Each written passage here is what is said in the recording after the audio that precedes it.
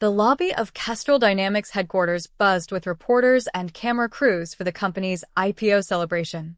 CEO Bradley Ashcombe stood near the elevator bank, champagne glass in hand, addressing a cluster of journalists, when his eyes landed on the security desk near the entrance, and on the older man in a navy uniform standing behind it, badge scanner in hand.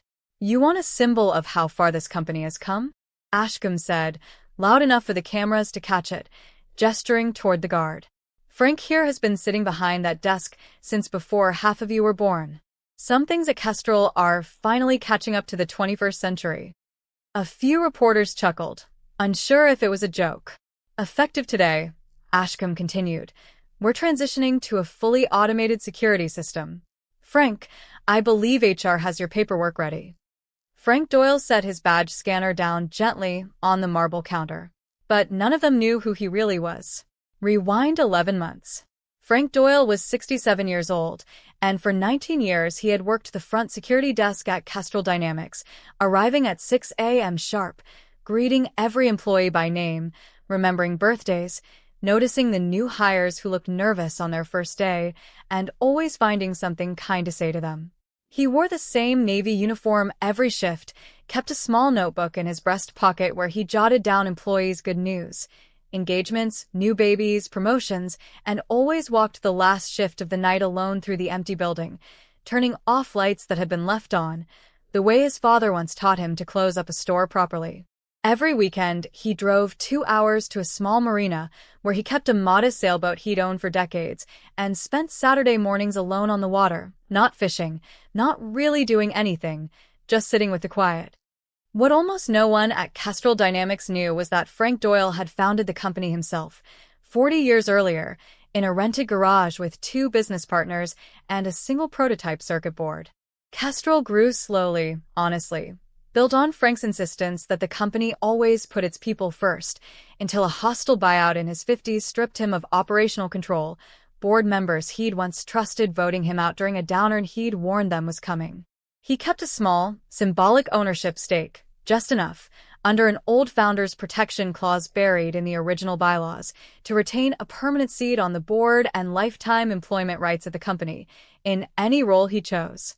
Devastated and humiliated, Frank chose the quietest role available, security. Not to hide from what happened, but because watching over the building and the people in it was the only part of the company he still felt was truly his to protect. He never told new employees who he used to be. Loss, for Frank, had become something you carried at a desk near the door, watching everyone else come and go. When Bradley Ashcombe became CEO, brought in by the board to modernize Kestrel ahead of its long-awaited IPO, he saw Frank as an embarrassing relic standing between the company and its polished new image. He excluded Frank from the executive floor's holiday gathering, despite Frank technically holding a standing board seat that entitled him to attend. He publicly mocked Frank's old-school security protocols in a leadership meeting, calling them founder-era thinking that doesn't scale, unaware of the irony in his own words.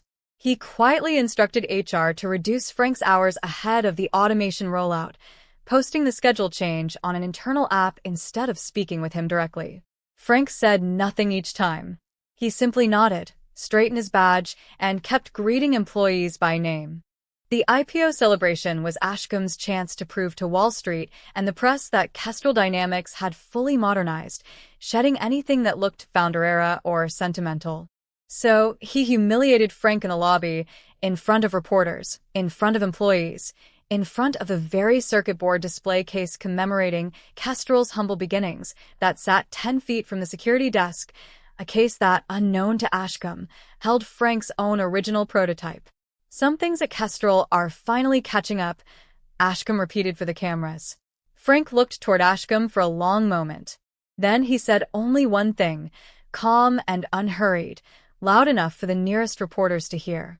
"I understand." He picked up his badge scanner, set it neatly in its charging dock, and finished his walkthrough of the building one final time that evening, turning off the lights exactly, as he always had. Emboldened by the press coverage praising Kestrel's bold modernization, Ashcombe accelerated the automation rollout across other departments, quietly eliminating 2 more long-time support roles, a long-time receptionist and a maintenance supervisor, calling their positions pre-IPO overhead. Employees grumbled privately.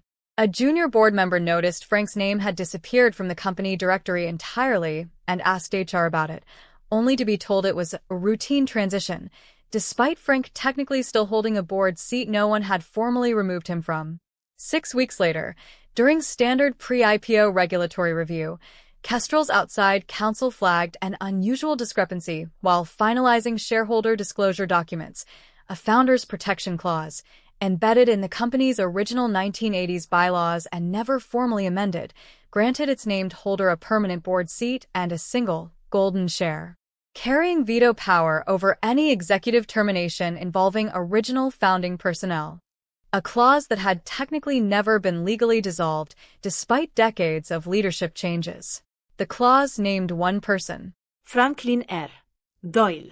What nobody at Kestrel Dynamics realized was that Frank Doyle wasn't simply a mild-mannered security guard with 19 years of loyal service.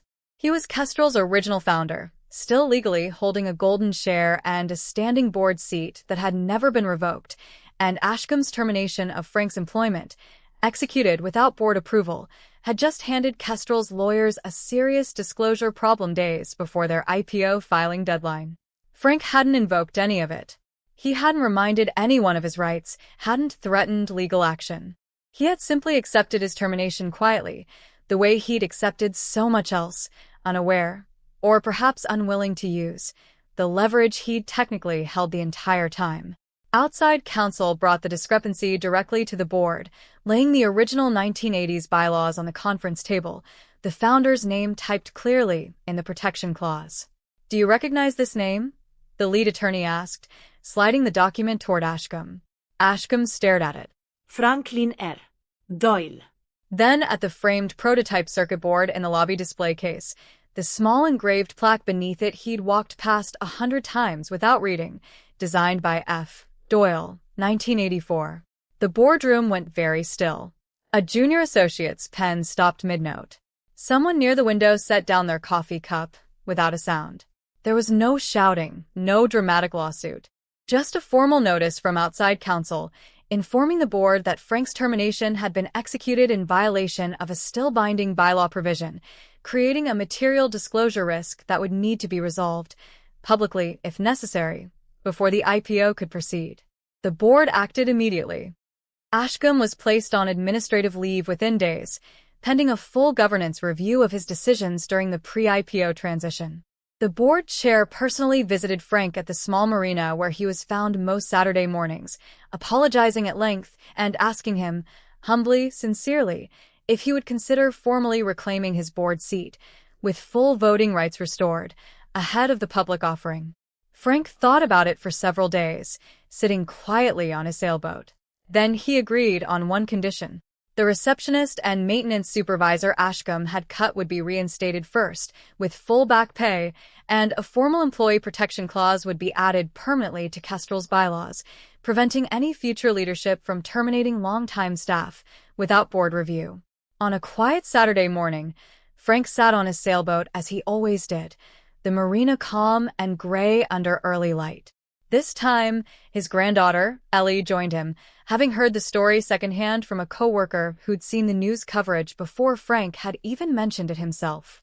"You built the whole company," she said, still processing it, watching him coil a rope with familiar, practiced hands. "And you never said anything."